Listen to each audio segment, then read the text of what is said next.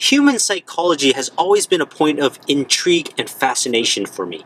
Always has been. Especially when it comes to buying and selling real estate, because it's not as logical and rational as we all might think it is. It's highly emotional, very irrational, and definitely it messes with our brains a little bit. Which is why I think having a trusted realtor, consultant, advisor by your side is uber important in this market today. So they can help you think, see, and act more clearly with as little emotion as possible. And the current state of the market today is really fun for me to analyze and look at, because I'm trying to figure out what's going to happen next and how I can advise my clients on what they should do. Because we're suddenly seeing an influx of supply that came from nowhere when we kept crying that supply was the issue. And buyers are clearly a little bit skittish and worried about what's going to happen in the market right now. Where a couple of months ago, it was very clear that if you didn't make a move and you didn't make a strong move quickly, you were going to miss out on the property. But now that there's more than enough supply, things don't seem as clear and as straightforward as they were when everyone was fighting and clawing for a limited amount of properties. And making the decision between this house, that house, and what we know about the human mind is that when there's too many choices and options presented in front of you, you don't know what to do. And so you don't make any decision at all. Silly human brain. So what is a prospective buyer supposed to think in this market? Is this a buying opportunity? Or is it better to wait until the market picks back up so that you can buy when it's on the up? But then you're going to be risking bidding wars and bully offers all over again. And you may not be able to buy the home that you really wanted. Well, from my experience, when the market is tighter, it's actually easier, in fact, to do deals with buyers. And in a market where there's too much choice and buyers don't know what to do, oftentimes the home of their dreams ends up not looking so hot.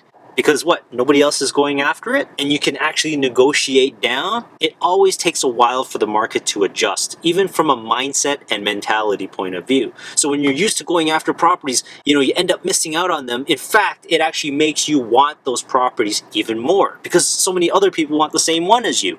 But then now that there's a lot more properties out on the market and nobody's getting into a bidding war with you, all of a sudden, it's not so exciting anymore. Look, I get it. It's all about optics and perception, right? And that's how it is for any type of business, any type of product or service, or any marketplace. But this is why we always ask our clients to make decisions based on their gut, based on instinct, not on analysis, logic, or insights.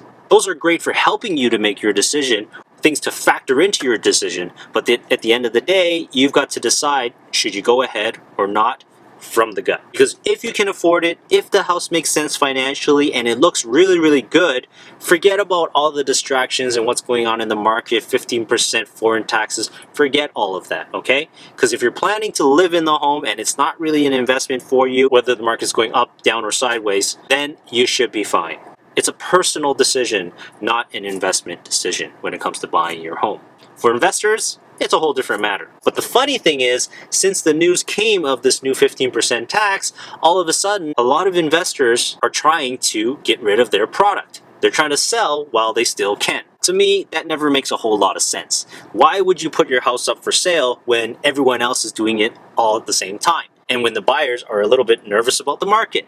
Of course you're not going to be able to get the price that you want. Stop following the herd, guys. Please. As an investor, you always want to think differently from the masses of people, which is why I oftentimes recommend people sell their homes in the wintertime to avoid competition in supply. In the past few years, you actually see buyers avoiding the prime spring market because they think they can take advantage of a seller in the winter market, when in fact the supply is not enough to keep up with that demand. That's just an example. It may not apply in today's market, but just an example that you sometimes have to think like a contrarian if you are a pure investor. I mean, realistically, how much money are you going to get on a property if there's 10 other properties in the area for sale that are exactly like yours? How are you going to stand out? The only way you're going to be able to stand out is by lowering the price. And then it just becomes a race to the bottom. But it's not all bad news for you sellers out there. Based on the last market reports, prices are still going up, which means that sellers are still pretty strong and they believe in the strong long-term fundamentals of the Toronto and GTA market. The only way you're really going to be able to score a deal is if you buy into an area where there's a lot of competition for similar properties